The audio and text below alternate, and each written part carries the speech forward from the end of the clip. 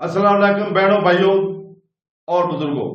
आज की हम इस तालीमी वीडियो में हम रियाकारी और इसके मज़र असरात बयान कर रहे हैं। इस अहम मौजू के बारे में जानने के लिए इस वीडियो के आखिर तक हमारे साथ रहें। चाहे आप तालिब इल्म हो या आलम, या ये वीडियो कीमती बसीरत फराहम करेगी जिससे आपको इस्लामी तालीमात को समझने में फायदा होगा। तो दोस्तों, अल्लाह ताला ने सूरह बकरा की आयत नंबर 264 में फरमाया, जिसका तर्जुमा है, ऐ ईमान वालों, एहसान जताकर और तकलीफ पहुंचाकर अपने सदके बर्बाद ना कर दो। इस शख्स को तरह जो अपना माल लोगों को दखलावे के लिए खर्च करता है और अल्लाह और क़यामत पर ईमान नहीं लाता, तो इसकी मिसाल ऐसी है जैसे एक चिकना पत्थर हो जिस पर मिट्टी है, तो इस पर जोरदार बारिश पड़े जिसने इसे साफ पत्थर को छोड़ा। ऐसे लोग अपने कमाए हुए अमाल से किसी चीज पर कदर ना पाएंगे और अल्लाह काफिरों को हिदायत नहीं देता।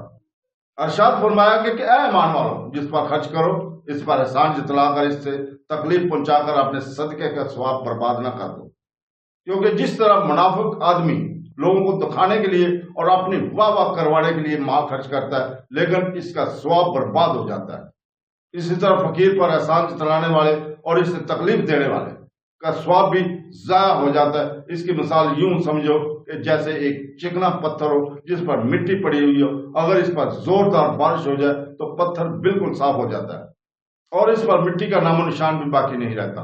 यही हाल मुनाफिक के अमल का है कि देखने वालों को मालूम होता है कि अमल है और रोज क़यामत वो तमाम अमल बातिल होंगे क्योंकि वो रज़ाए अल्लाह के लिए ना थे। या यूं कह लें कि मुनाफिक का दिल गोया पत्थर की चट्टान है, इसके आबादात खसूसन सदकात और रियाकारी की खैरातें गोया वो गर्दो गुब्बार हैं जो चट्टान पर पड़ गई, जिनमें बीज की काश्त ना हो सकी। रब्बे ताला का इन सब को रद्द फरमा देना गोया वो पानी है जो सब मिट्टी बहा कर ले गया और पत्थर को वैसा ही कर गया। इससे मालूम होता है कि अगर सदका जाहिर करने से फकीर की बदनामी होती है तो सदका छुपा कर देना चाहिए कि किसी को खबर ना हो। लिहाजा अगर किसी सफेद पोश या मुअज़्ज़ज़ आदमी या आलम या शेख को कुछ दिया जाए तो इसे छुपा कर देना चाहिए। बाज़ बुजुर्ग फरमाते हैं कि अगर किसी को इल्म दीन सिखाया हो तो इसकी जजा को भी बंदे से उम्मीद ना रखे और ना इसे ताना दे, क्योंकि ये भी इल्मी सदका है। इस आयत में हमें ये बातें मालूम हुई। नंबर 1, रियाकारी से अमाल का सवाब बातिल हो जाता है। इसके बारे में मजीद तफसील जानने के लिए अय्या वल उलूम जल्द 3 में रियाकारी का बयान को जरूर पढ़ें। नंबर 2, फकीर पर आसान जतलाना और इसे अज़ा देना ममनू है और यह भी सवाब का बातिल कर देता है।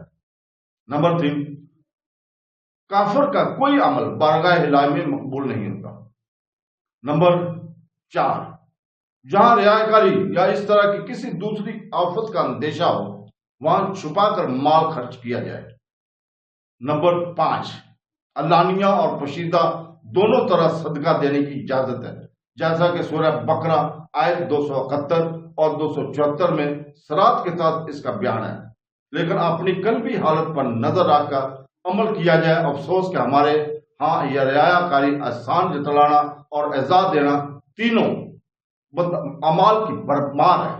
मालदार पैसा खर्च करता है तो जब तक अपने नाम के बैनर्स ना लगा ले या अखबार में तस्वीर और खबर ना छुपवा ले, इसे चैन नहीं आता।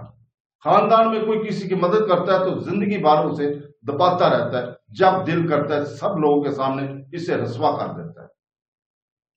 जहां रिश्तेदार जमा होंगे वहीं अपनी मदद करने का ऐलान करना शुरू कर देगा। अल्लाह ताला ऐसों को हिदायत फरमाए।